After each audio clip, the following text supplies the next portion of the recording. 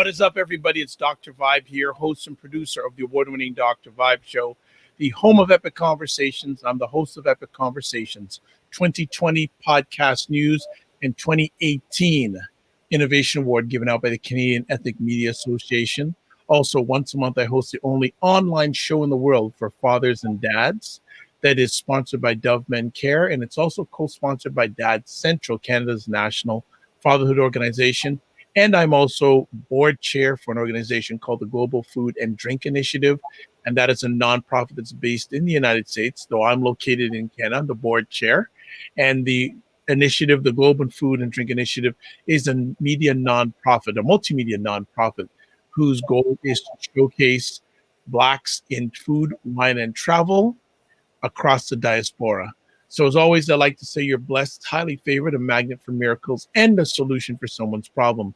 As I always say, we love to have new friends on the Dr. Vibe Show, and yet another one has appeared for us tonight. Let me give a little background about her. Sandra McKechnie began entertaining audiences over 25 years ago as a dynamic, soul-inspiring songstress, lyricist, and producer. Her belief in the virtue of humanity is what led her to incorporate double consciousness into her creative portfolio, further elevating the spirit of listeners through her public speaking. She was endorsed by one of the directors at Yonge Street Mission, which is in downtown Toronto, as a keynote speaker and presenter of double consciousness. And also, the reviews for the two presentations were nothing but inspiring.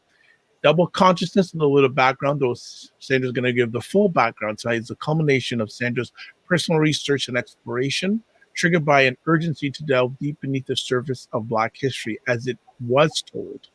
She shares her findings in a stimulating, upbeat fashion with numerous details and relevant facts that have impacted the fate of two distinct groups of people. Though this is the case, the information remains very relevant and inclusive, encompassing all race groups as they socially exchange.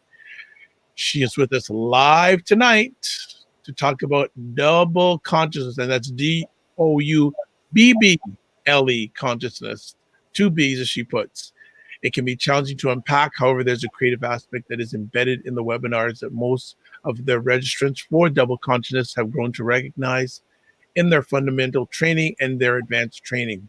They don't reinvent the wheel of knowledge and history in their webinars, but is the way the content is packaged and delivered that causes the audience to sit up and listen as they seem to experience a compelling need to interact because of how the content is unpacked.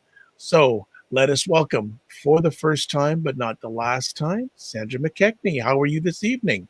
I'm good, thank you. Good to be here. It is good. Good to have you. How's your day been?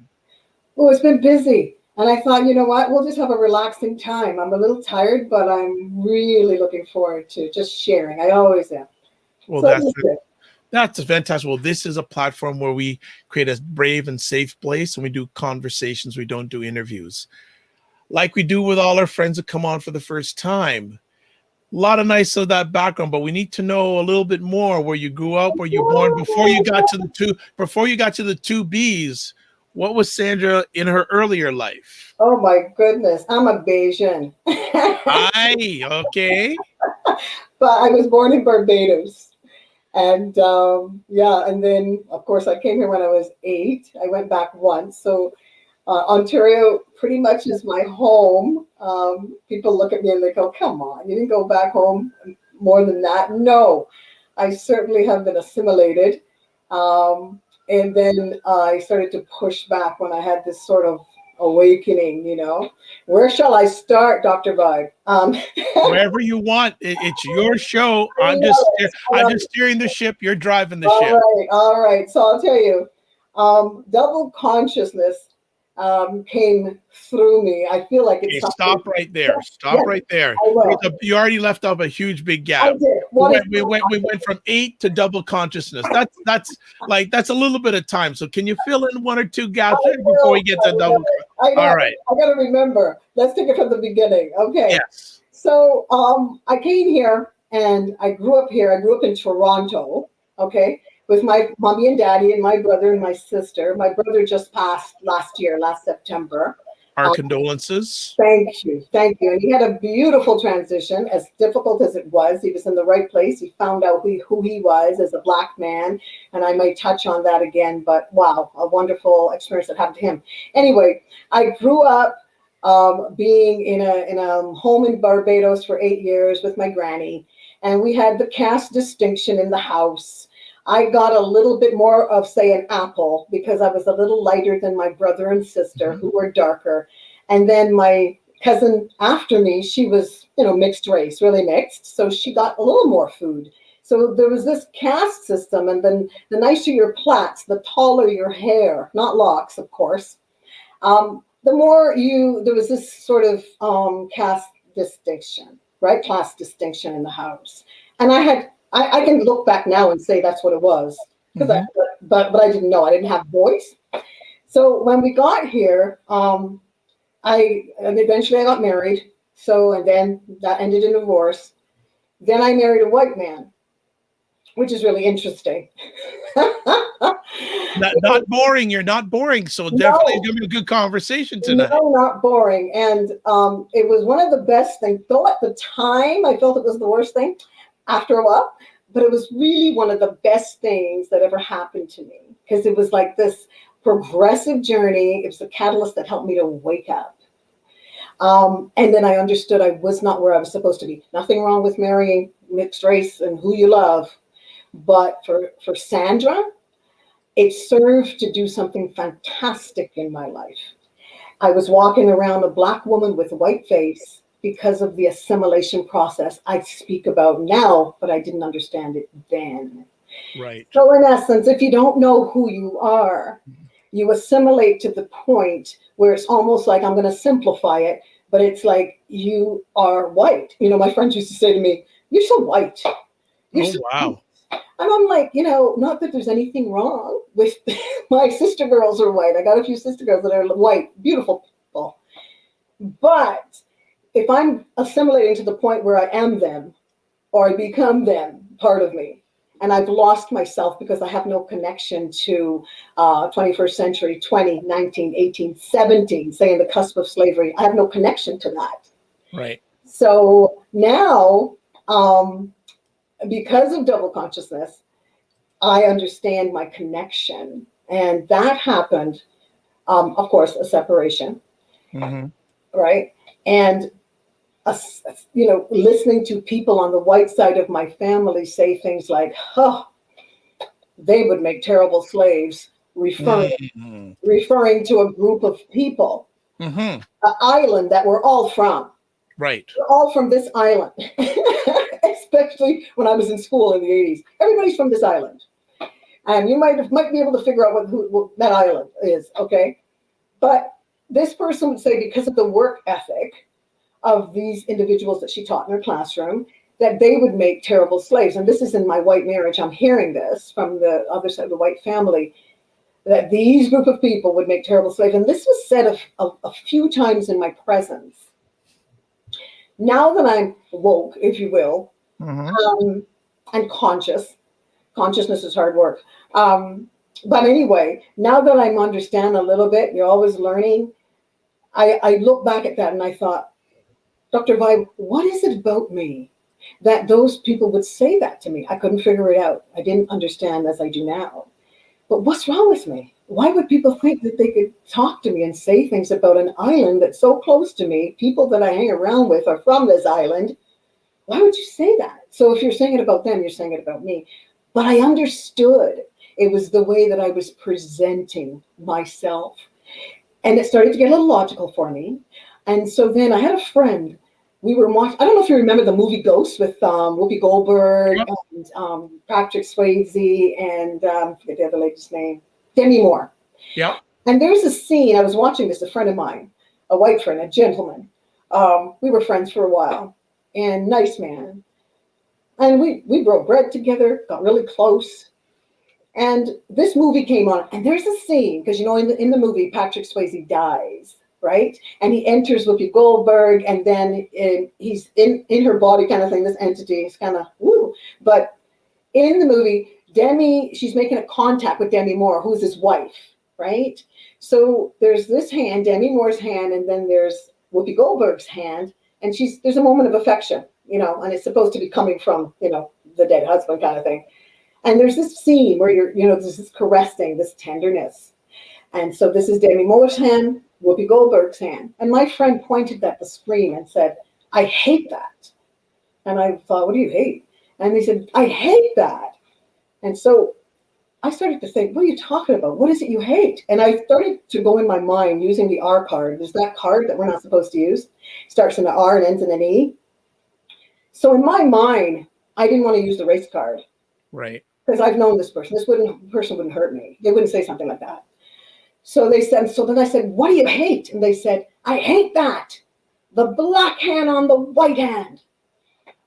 And it jolted me in a way that I have never experienced. And then from there, I remembered things started to come back because we don't remember our stories, but we have a lot of micro and macro stories that we don't realize, right? And then I remembered I used to sing all over throughout the city. And there was a women's group that everybody, Dr. Vi, wanted to get into in the city, right? And I wanted to get in there too. So I used to sing with a friend of mine, a white lady, lovely lady. We spent a lot of time doing classical stuff because I studied classical and that. And we went to this group. She got me in. And so when I got into this room where everybody wants to go, there was all this china and all these fur coats, literally and figuratively. And so I walked into the room. I was singing the next month, and I was supporting my friend. So I went with her into this club that month. So I got up to the lady that was, I said, hey, yes, I'm here. And we booked this and I'm singing. And she looked at me and she went, I don't think so. I don't think, I have to check that and I'll get back to you. Well, I said, no, but we spoke. I am singing. I'll get back to you. I never sung there. I went to the table and I sat down and I got a little emotional. I thought, I'm feeling away. What is that? I got the card in my purse. Should I use the card? The art card? And then my friend came around. She's white, and I was there to support her, and she plopped herself down in front of me and she said, oh my God, I think they're prejudiced. Dr. Vibe, I exhaled. I thought, okay, I'm not tripping, right? It's not me. Because I would never use that card. I was so assimilated, I would never. But it's a fascinating thing because as much as you are assimilated because of slave master 2120, right? 19, 18, 17. We always do the time warp in the webinars. And you go back and you realize you're looking through the lens where Master is saying to you, so this is multi-generational, look like me, talk like me, take the whip and beat your own people like me. But remember, at the end of the day, you're not me, you're refuse. And you are nothing. And all of that came with us. But we were supposed to, it's meritocracy. We're supposed to pull up ourselves by our bootstraps, right? Right. And forget all of that. Pretend like we just showed up in the 20th century, 21st century, 20th century, and all's good. Don't think about it. Shh, don't talk about it. But recognizing. So then what happened was I saw a video. It's an hour and 20 minutes and change by Dr. Joy DeGruy. So it's amazing. Social worker, this woman's degree to the nines. And it changed my life. And it's called post-traumatic slave syndrome. Post-traumatic slave syndrome. And when I heard it, I didn't know what to do with myself. I put it on pause. I started to cry. And then I went back to it and I started to cry. I thought, I can't do this, but I knew I had to. So she connected us as a people in terms of the trade, transatlantic slave trade, our ma'afa, our horror. She connected that to the fact that we were taught, don't look back at it, don't turn your head. There is no 21, 20, 19, 18, 17. There's not, that's fine. You know logically that you were there, yeah, probably. But don't make any emotional connection to it. And then I connected that to how I wept over the Holocaust. I connected that. And I remembered thinking, oh my goodness, who would put little babies in ovens? How dare they? How could they do this? And then I thought, well, who wept for our babies? Our babies. Who wept for our babies? And I fell apart one day when I started to just get that understanding as I looked at how our babies, how they were treated even, right? And it wounded me. And I started to weep for the first time. I connected myself to that multi-generational happening, that ma'afa, what happened to us. And that compiled with, that led me to W.E.B. Du Bois, and the two streams of thought, two social identities, coupled with Dr. Joy DeGruy's post-traumatic slave syndrome. I was a mess for a while because You've made your mess a message. That's right. I love that. That's great. I did. I made the mess a message. And I think because my heart and soul, we tell stories a lot in the webinars, right? We tell a lot of stories.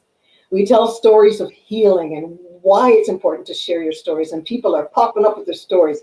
People usually come in feeling, what is this? We don't know what this is. We've been there, done that. We know about it. Of course we don't, not really, not the details of it, because we weren't given it in school.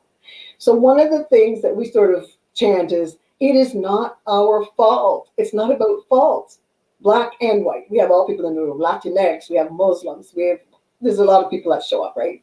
At different times. We have smaller groups, we have 40 people, maybe 50 people. You know, when we were live, these groups on Zoom are quite small. But when people show up and they recognize there's no threat here, it is a brave, safe space, but we're dealing for some stuff that we didn't get. So in the time warp, we specifically have white people and black people that kind of go through this time warp, because the race thing is like little over 200 years old. Yep. So we're looking at it and we're trying to restore harmony here in the webinars. So we do have to go back and forth in this time warp, you know, this 2120, 1918, 17, and of course, thousands of years, the sub-Saharan trade, and then we have colonization, imperialism. So there's a lot of people in the room that are affected and infected by some of this information. So let me just interrupt here. So growing up in the family that you did, and correct me if I'm wrong, was there racism / colorism in your early life? Absolutely. And then how did you handle that for such a long period of time? It became a part of me, right? So the two streams of thought and the two social identities, they're like this. And in this lifetime, we might never put this so you have a total sense of self.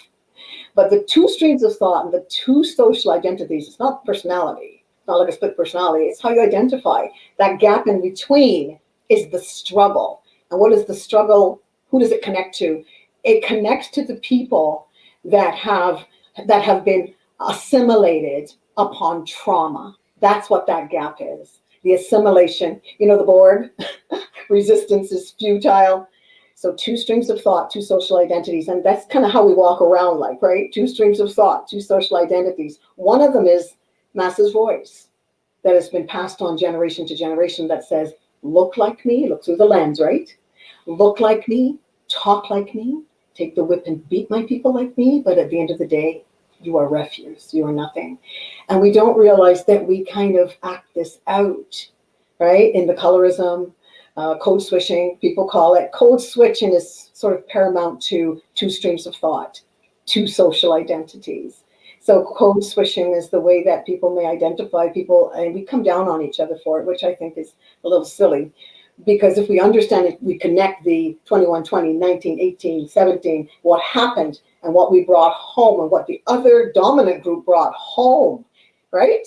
Because they're there with us. We didn't do this alone. So they're there with us, coming back. What did they bring back? Right? They brought back a heavy case of cognitive dissonance, like that denial, right? Where your values don't line up with what you're doing every day. And that's a difficult place, us too. But they have cognitive dissonance where they can't reconcile that great granddaddy or whoever was like hanging people, burning people, you know, sodomizing people, burning them, taking a little piece of their liver or whatever and sending it all over the world, taking pictures. People showed up with lunches at these things, right? Hangings and dismemberment of a people. So it's difficult. This is why we have implicit racial bias, because people, I can't. I didn't own slaves. I had nothing to do with it. My family didn't have anything to do with it. Well, you know, we can beg to disagree on that, but here's the thing. So the slave master would he's got a spreadsheet. He's taking that spreadsheet to the bank. Banker's going to turn those into bonds. And that is going all over the world, where everybody, even in places where it's illegal, people are benefiting. So everybody benefited on some level, right? Yeah. So it was a benefit, definitely. So, when I went to my white sister girls and I'd say to them, like one of my dear friends, initially, she was like, where's this all coming from? We're good.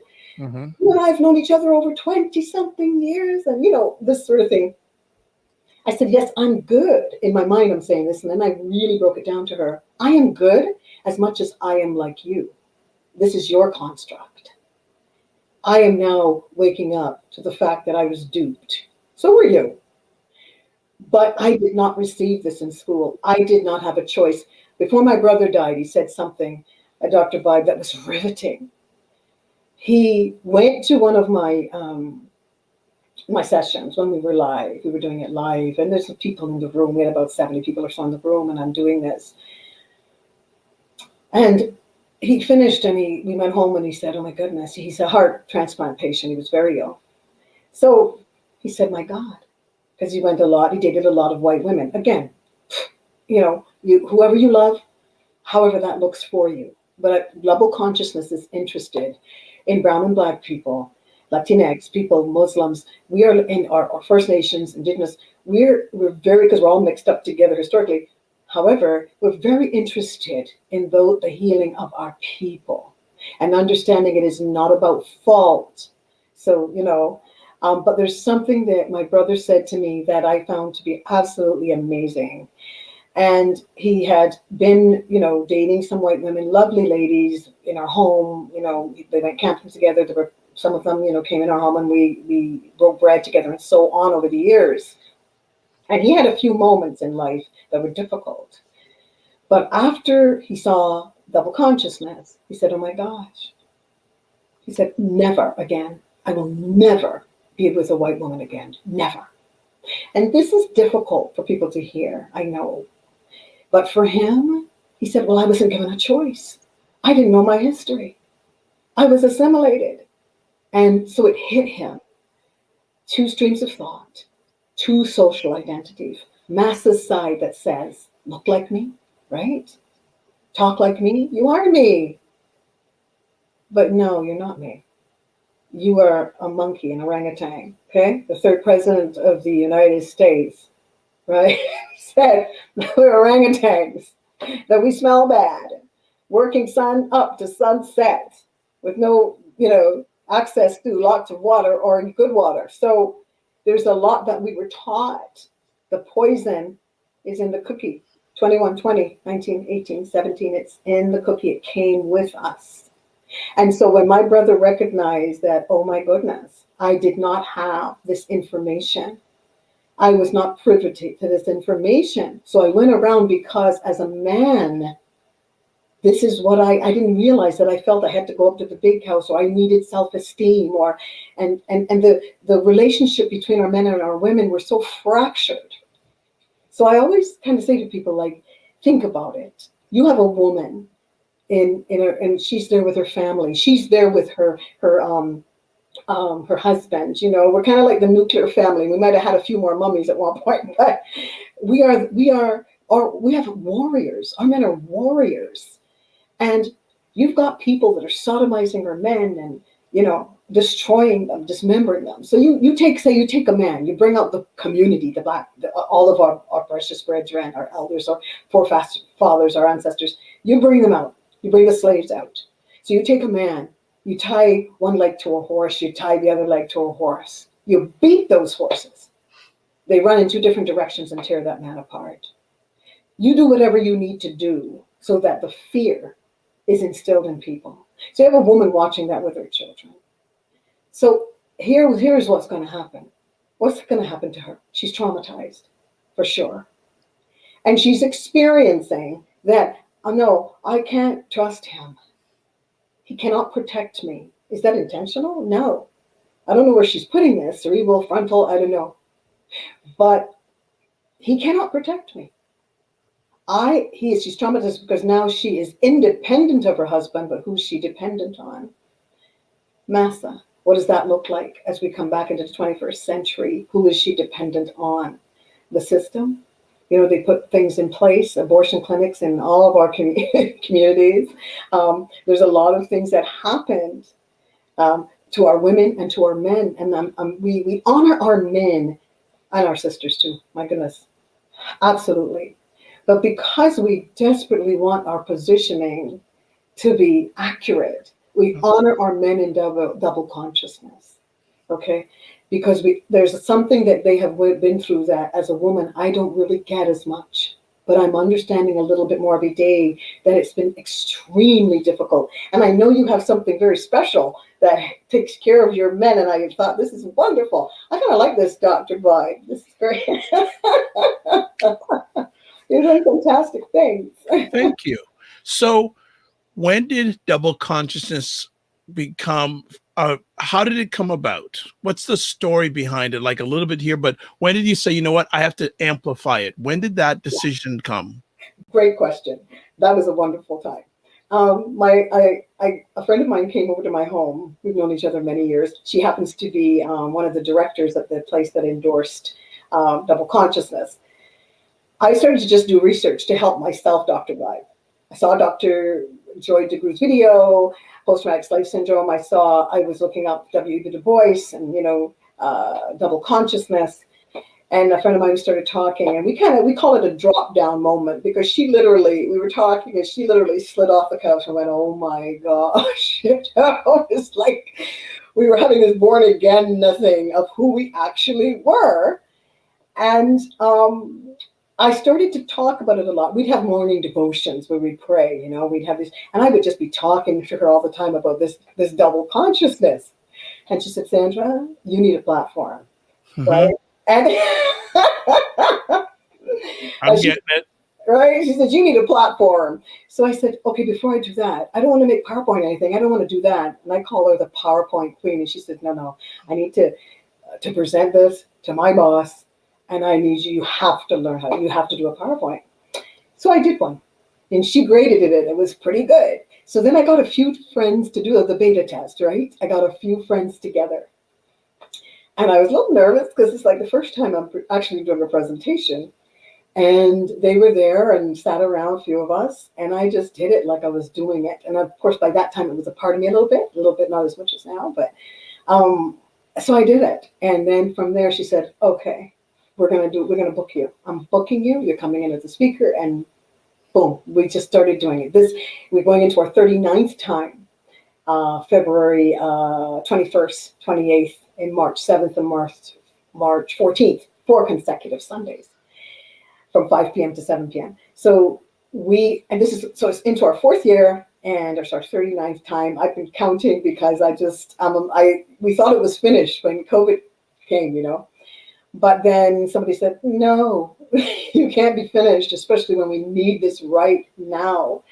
And it's about causing our brown and black people to feel, you know what? It's nothing wrong with me. I started to think that, why can't I make enough money? Why can't pull up myself? Well, when you're only a few percent of the pie, when you've been economically castrated, right? So it's like a group of people doing 3 laps. They're running 300 years or so of laps, less than that, a little less than that, but they're coming up behind you and you're frozen. You can't move. They've done 3 laps and they're coming up behind you going, you better start running because you have 3 laps to do. And then you still have to compete to the finish. Right. Is that logical? Yeah. So when did it become a reality? Like when was the first presentation? Actually, before that, how did the name come about? Before we even get to that, how did you create the name? Well, the 2 B's was unintentional. The 1 B was taken, so I had to put 2 B's. And I thought, oh no, I don't want 2 B's. And I thought, double. It's great. It's okay. So that's how that kind of, But how it came about was because I knew the connection between DeGroo, post-traumatic slave syndrome, and W.E.B. Du Bois. It was it was substantial. And when I did the PowerPoint for the first time with my friends, and then the first time my friend booked me and there was these people in the room, that was a scary moment. But my dad was there, and okay. and there's people all in the room, and I had my stuff. I had my stick, and I was going to do it. I was ready to go. But I remembered I had a team of people, because she had a team of people that would break it down for me after. If I spent too much time over on stage left, or I spent too much time over here, or I didn't make eye contact, they were great. Beautiful people I knew for years. And they would sit down and say, hey, this is what. So my first one, she would say, okay, you're a little slow coming out of the port, a little scary. But then you got out and you were like, gone. And I thought, yeah, it was. And then from there, the reviews, and people coming through and, just saying, hey, this is like, oh my gosh. We would have social workers that this one particular lady came up and she says, I can't go and do this work. A lovely white girl.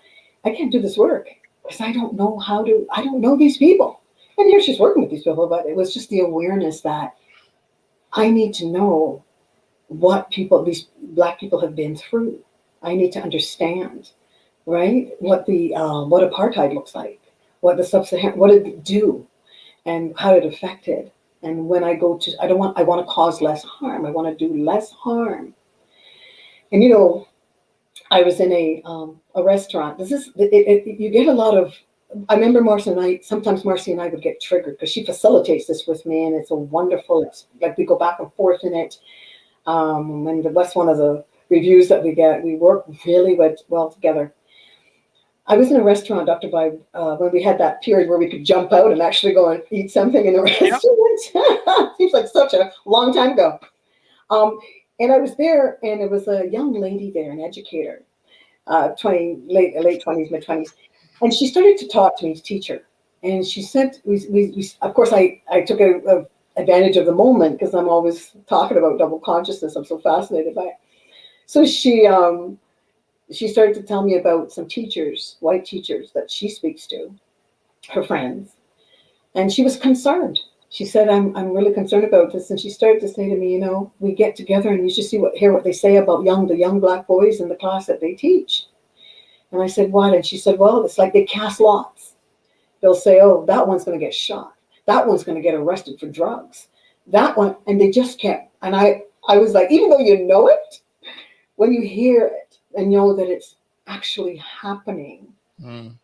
I felt like trauma. I felt, oh my goodness, this is actually happening to our young men. So you're teaching my child with this mentality. You're teaching I don't have children personally, but they're my children too. You're teaching them with the mentality that says, no, you're not going to make it. Because of your implicit bias, you don't really know anything about them. And so I said to her, please don't do this work unless you can get to this session, one of these sessions, or there's a lot of work out here. People are doing some great work.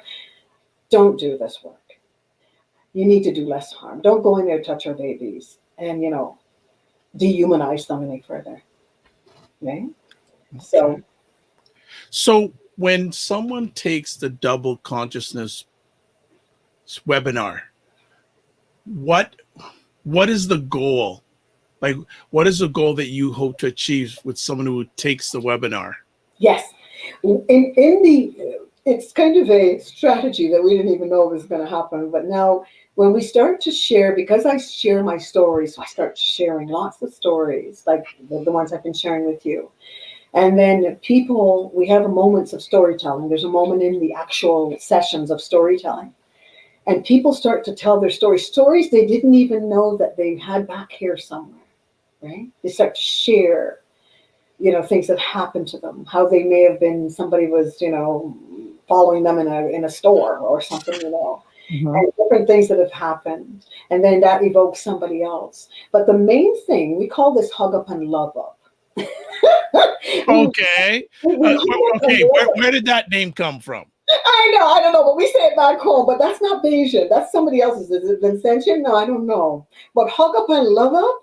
Okay. But do you know where it comes from? I have no clue. But it's one of the islands. I'm innocent. I don't know. We just hold ourselves now because we can't hug each other. When we were live, we just go and hug each other in the room. We literally just go around hugging each other, right? And we just hug up and love up. Because, and the other thing that we tell is, it is not your fault. We have people repeat this. It is not your fault. We got white, we got Latinx, everybody up in there. And we're Okay, I just wanted to interrupt you. What is not their fault? The fact that the issue of guilt, the issue of feeling that you should have done something that you felt inept, that you couldn't save enough money, or you felt inept because maybe your hair, your skin is different, or you're using cream maybe to colorize your skin. So all of the things that internalize you, or that you believe what Massa said in that sort of multi-generational. So are you saying you want to help them get rid of any sort of racial guilt? Well, people got to work that one through, but it's more of the self-hatred, internalized oppressed self that I want them to see. Because if they get rid of that, they can handle the other in their own time, because that might take some time, right? So if we start to love up ourselves and each other and not be blaming each other because somebody's shucking and jiving over here, mind your business. It's not your fault. Recognize that the internalized oppression is the lies and the myths that you have believed about yourself, so that you can pass that on to your boys and your girls, your children, the next generation. And then I'll tell you, there's one test that we show. I don't know if you know of the doll test. It was in 1954 by Kenneth and Mamie Clark. I'm aware of it. Isn't that, yeah, it's something, and they did it again in the 20th century, and it hasn't changed much. So the doll test is our precious, what happened? It's called Brown versus the Board of Education, 1954. And there was a gentleman, a brother by the name of Mr. Brown, and his daughter would go out of bounds to get to a segregated school, and he wasn't having it. Well, this went right to the Supreme Court. But in comes two psychiatrists, Mamie and Kenneth Clark. And Mamie and Kenneth Clark wanted to show that the self-esteem of our children is so depleted, right? Because they're looking at other children having a great time in a park. Say, Dr. Martin Luther King said it broken because his children couldn't go across the street, right? Our leaders are elder to a park that was accessible. They had to, again, go out of bounds to a segregated park.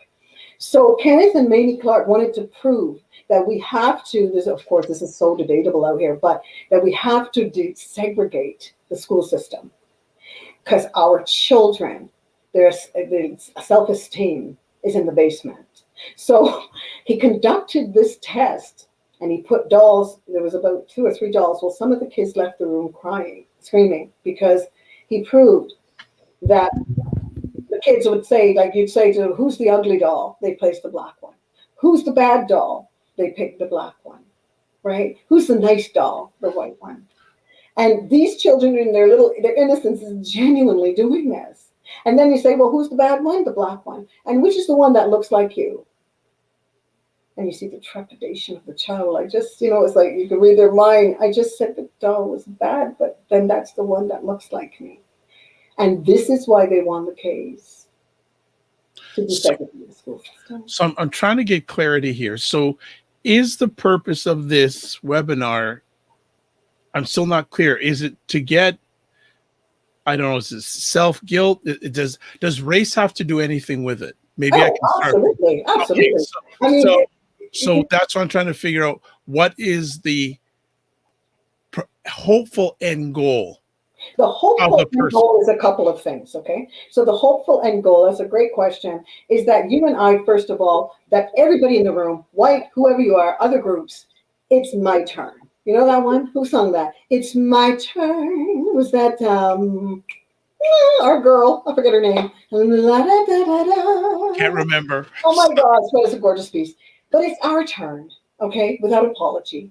And it's a brave safe space. We're not offending anyone. Okay, so let me just, so whose turn when you're saying my turn? Brown and black people that came through the trade, people that came through apartheid, right? Okay. People that came through sub-Saharan trade. However, that we were classified into races at the bottom of the rung by people like Carl von Linnaeus, Johann Blumenbach, right? The eugenics movement. We've been classified, and we bought into it because we were assimilated upon trauma. So the end goal is at the end, paramount, that my people, my Black people, would understand that because you have been taught that you are nothing, that you are everything. The power of this melanin, this carbon, right? We look into that a little bit too. If you're living, you got a pure life and you're trying to live right, that melanin, it can tweak your behavior. It can show you how to think. Like, we're powerful people on this planet, and we're indigenous to this planet. So we go through all of this to show people, look at you. Look at what they said to you. It's not true. It's a lie. And give them the proof of it. Give them the understanding. They had human zoos that they put us in back in the 1900s and beyond, John McPhee. And then they started this whole human zoo thing in the 1900s with Otto Benge and Sarah Brockman. Okay, so it's not your fault. Nothing's wrong with you. Something happened to you.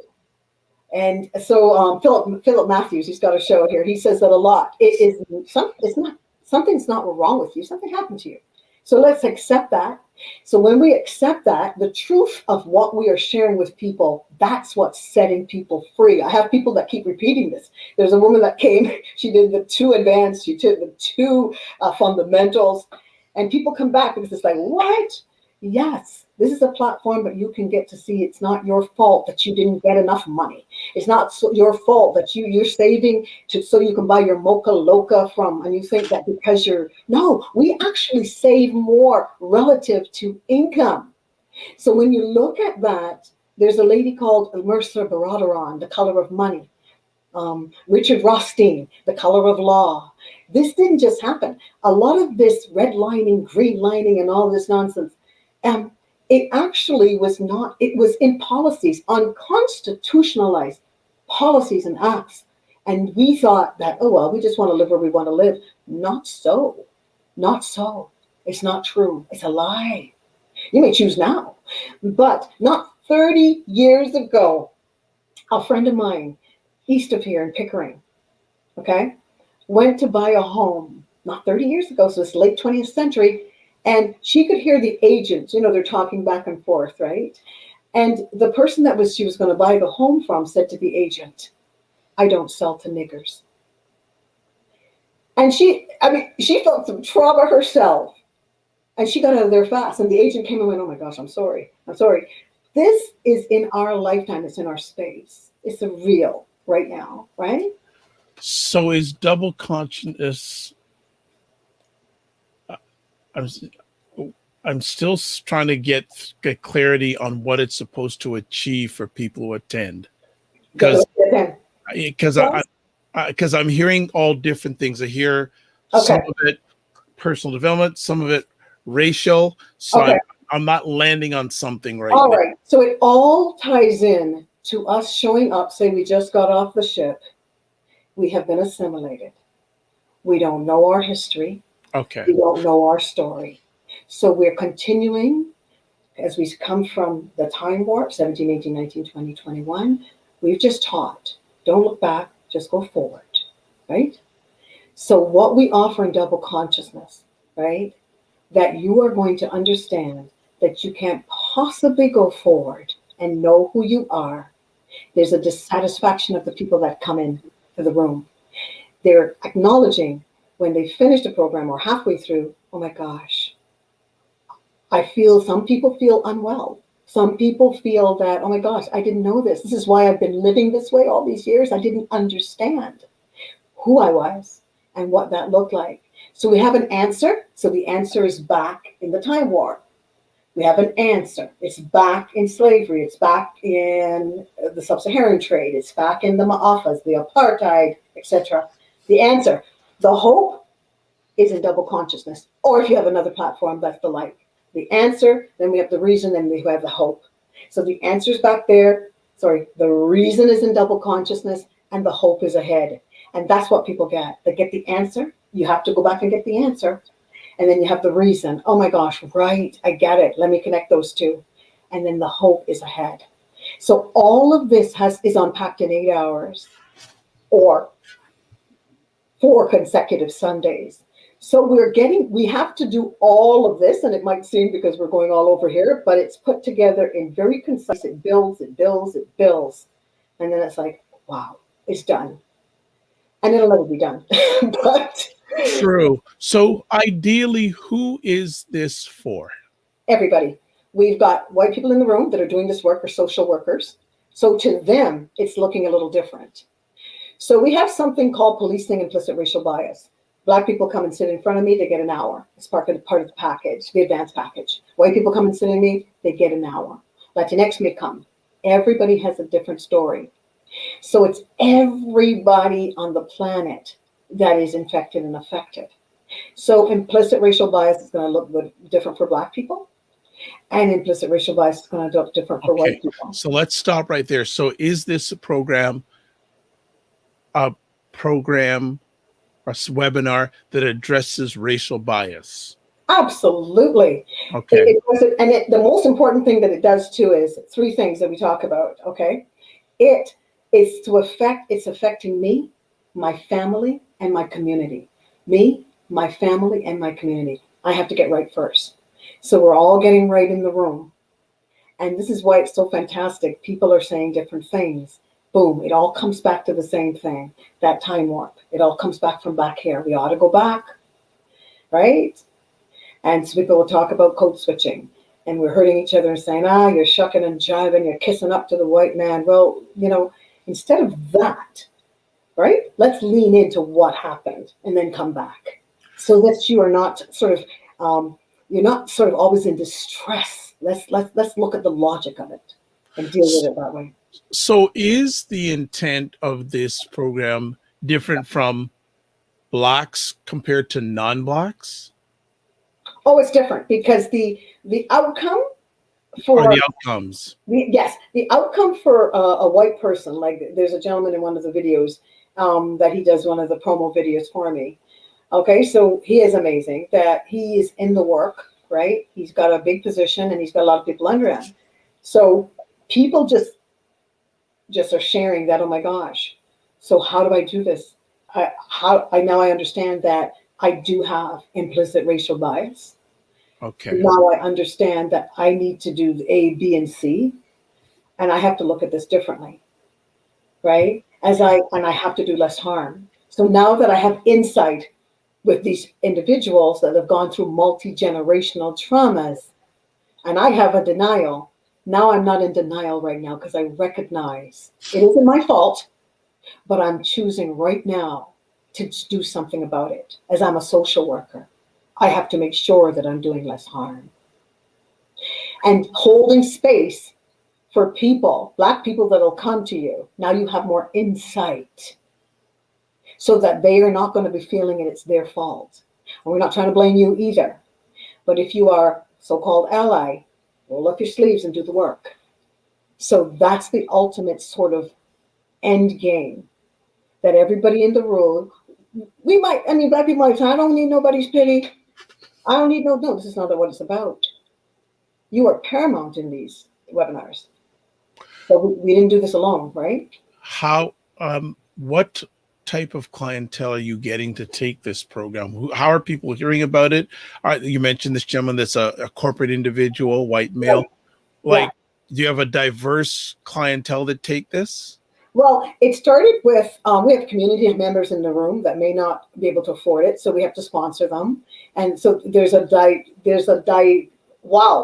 plethora of people in the room, because double consciousness affects everybody. So we will, it started when my facilitator, like I said, sponsored, this was one of our communities, our agencies in the city, that's social workers, right? A lot of people that are doing this work out here. We've got labor lawmakers. We want politicians up in here, educators, especially educators, and those teaching our children. So these people show up. People, CEOs will come. Okay, what is your implicit bias? Address that. So there's something, it's a component in double conscious for everybody. And we push it so that at the end people will say, oh my gosh, Black people are going to think something different. which is beautiful, which is amazing. And what happens in these webinars are people are speaking in front of people that they would have never spoken in front of. That's the beautiful thing about this, right? And if they go off a little bit, that's okay. We lovingly bring them back because I'll tell you, you need to speak. And they share their stories. And that's an opportunity for them to do that. Have you had increasing number of clients, increasing awareness of your service in the last 12 to 18 months? Yes. My particularly a lady, she really moved me. It's a friend of mine, her cousin, and she came into one of them. And at this particular one, the people in the room were all Black. And I knew it was difficult for her because there's this white guilt that people have. And it's an initial response, and it's okay to have it. It's fine. I hear it. You weren't there, neither was I. But we can choose to do something about it. It's in our DNA. It's in our epigenetic cells. We got to own it. Own what came with us through the time warp and done it, right? So I said to her, by the time of the advance, because she talked to me separately, and this is what we make ourselves available, that if somebody wants to call me and have a little session, have a little time to say, oh my gosh, Sandra, this is so hard, and blah, blah, blah, blah. And of course, we don't let people go. We had maybe one person left that was difficult for them, but people stay the course, especially if they're teachers. And this young woman was a teacher. And she said, this is hard. And we talked through it a couple times. She kept going. She went right through to the advanced. And at the end, she was like, oh my gosh. She would say at the end, she just kind of brought that forward that, this was hard for me. I felt so much guilt. I felt so bad. But now I get it. I get it. And I have to go. They may not get all of it, right? Because they're not never be in this game. But they get it in terms of, oh my gosh, I can do something about this. I don't want to teach like this anymore. I don't want to assume this. Look at children, Black children this way anymore. And I have been looking at them a certain way. And it's in my epigenetics. And it's multi-generational. What makes this program a success in your opinion? The program is a success because first, Marcy and I get vulnerable. What does that mean? It means that I'm telling you. Because I'll be honest, I hear that word so much these days. Sure. And I think I like it. So I appreciate that. What does that mean? When you say vulnerable, you and Marcy, what does that look like? Okay, so I might tell them the story about me marrying white and what that looks like for me. I may tell them the story of what my brother said, that he will never be with a white woman again. And then I have to break that down. Marcy will tell them, wow, she's got some powerful ones that she will share. So the moment we start sort of showing them what implicit bias looks like, how it's affected my life, giving them exactly the moment it happened and what I felt, that story about, Whoopi Goldberg and all of that. Yeah. The moment we start doing that, people are like wanting, the hands are going up in the Zoom. People want to share. And we didn't realize initially, of course, when we started, we think that's the response. People have these stories. They've had them for years. Things that happened to them in school. They want to share them. And every story we tie together. Gotcha. Let's keep moving, right? Tie it together back there, right? Yep. The answer, the reason, double consciousness, the hope is ahead. We tie it up. We bring it up. So people get it. Okay. Can you share with me a success story that you've had recently? Oh, one of the members, Anybody. Oh, we had, oh my goodness. I'd love to bring her on. She's something else. There's a beautiful woman that I just love her. Her name's Narissa. And we started to just do some recordings together around this anyway and putting it on my page. But she came through 2 advanced and 2 fundamentals. And she's actually in the promo video, and you can see her, and she stands up, and she's just an artist too. Amazing, right? Work. And she stands up and she says, I love my Blackness. And I've got my music underneath the video. And she loves her Blackness. She has literally, her countenance is different. her words are different. She's free. When she came into the training, she was just sort of she was so introverted in a way that was unhealed. And she knew it. And then she started to open up and shared her stories, right? We had a whole story time in one of the sessions. They're all quite different, even though the content we keep the same. But depending on what the people want, we want to hear what is the issue. But this one lady has changed so much. And there's another lady, Sherry. Sherry, she wrote me this beautiful review. And she said my gosh, this showed me I've changed the way I'm looking at movies, what movies I watch, what I want to watch on television. Because in one of the webinars, Dr. Frances Cresswell saying, there was one part. The ISIS papers. Yes, and there was something she said, and I actually turned her off for some time because I was like, oh, what's she saying? Because I was still quite assimilated. But one thing she said was, go home. There was one part of her video, go home and fill your life with color. Take down all the things off the walls and fill your life with color. And I thought, that's reverse racism. Of course, there's no such thing, but I just thought, my gosh, what is she saying? But then I came back months later and I started to listen to what she was saying. This woman could have made some big money, but she stayed in her community to teach us how to think. And I love it because she was trying to say that we've had so much of the other. We've had so much assimilation on the television. Even when I came here when I was 8 from Barbados, and my sister and I, and a lot of us used to do this. We played long hair. We put towels on our heads. A friend of mine, she used a leotard, to play long hair, part of, that assimilation. Because role models on television. Yeah. Even the Cosbys. Yeah. Sanitized. Everybody had to have that perm, right? None of this was going on, right? Everything had to be sanitized because we have to look like the dominant group. Because our hair is nappy, and that's not a good thing. So that part of it was huge. Where was I going with this? What was my train of thought? What did you ask me? I forgot. About success story. You were talking about this lady. Yes. So this woman, she went in, she decided to go further in her degree in social justice. So I was really moved when she sent me that. She said, because of this is paramount for me. And because I've taken this, she's been 3 times. And she just said it caused her to really push in a different direction. So she could do this work and she could cause less harm. So that to me is a beautiful story. And so the work that we're doing, and not about the numbers necessarily. We want the numbers too, because I'd like to do this full time. It's a lot of work. Yeah. But certainly the people, if we, I want a bunch of, we haven't had a lot of allies as I'm looking at it, right, in this lifetime. They're few and far between, Dr. Vibe.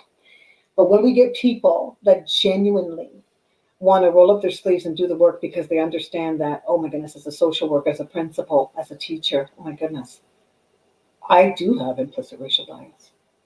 And it's not going away tomorrow. I have to be conscious of it. So that's 2 streams of thought and 2 social identities for our people.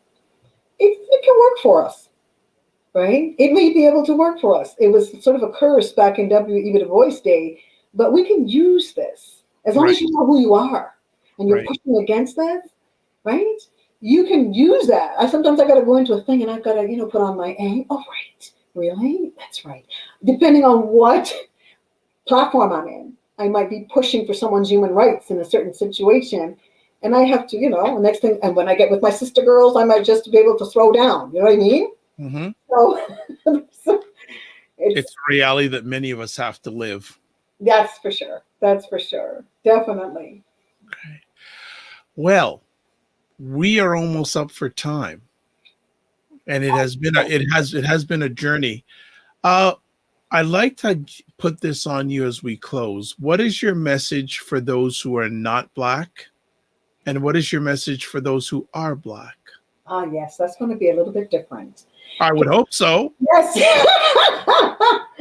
See, because when people come into our platform, this is the thing they understand, and we don't even say it, that this is about our community, the Black community. It's also about Latinx and so forth. Yes, other people, but this is about the people that were classified into races at the bottom of the rung. This is about those people. So, but you have a part to play in this because we came through the time warp with you, right? But let me just interrupt here. Yeah. What is the incentive for those who are not white to do this program? To those who are not white, the fact, yeah.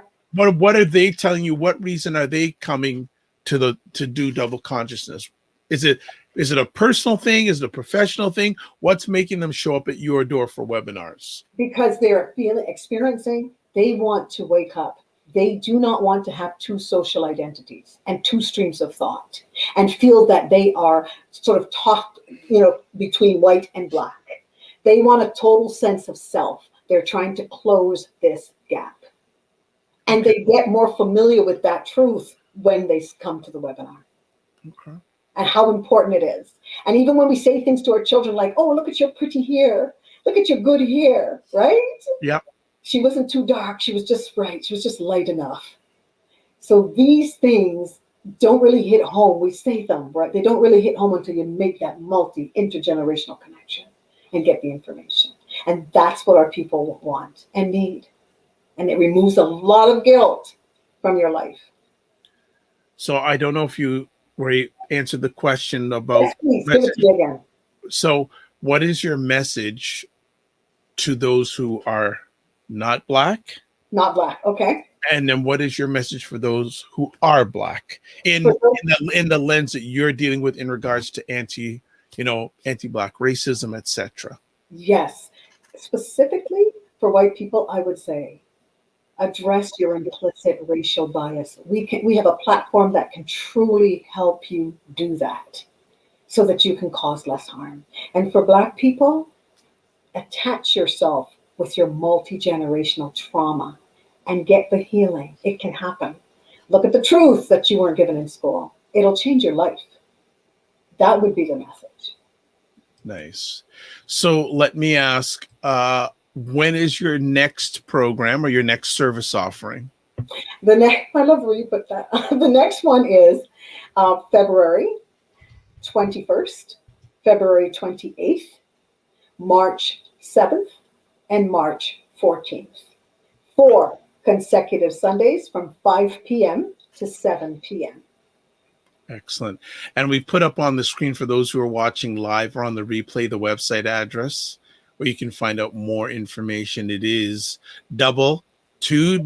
consciousness.com, where you'll find out all the information about this very, I would say, lightning. And I mean, not color-wise, but adding light to your vision in regards to this subject of race consciousness, anti-Black racism. Sounds like a very important experience and journey for many of us, no matter what our background is, to come and take. Thank you, for real. You are a great host, by the way. You were able to, you're really good at this. You pull things out. As I say to people, I just steer the ship. You're driving it. I just create a safe and brave place. I just wanted to make sure that people got understanding, because it's a very, for many people, they hear about it on a high level, but you're digging deeper. Yes. So when you're taking people deeper, you got to make sure that they're with you. So I didn't want to lose them along the way. And I needed some clarity in regards to, okay, anti-Black racism, programming, etc. Then I said, yes, I got it. So thank you for being patient with me to get to where you wanted me to get and our viewers to get in regards to the double consciousness. Same here. Thank you very much. I appreciate that. My pleasure. And what's next? Is there a vision of where you want to take this? Oh, we want to take it. I'm not absolutely sure yet. We're putting a course online, and I had to put that on pause because there's so much happening, so that people can have access to that, right? Without coming to a webinar. So I'm working on that. It's just quite a few components to it that I'm trying to figure out. But that, and we'd like to just go a little bit more into some corporate arenas to get this out here, right? Because there's a lot of damage happening in some of the corporate world. Yeah. Absolutely. Well, that's fantastic.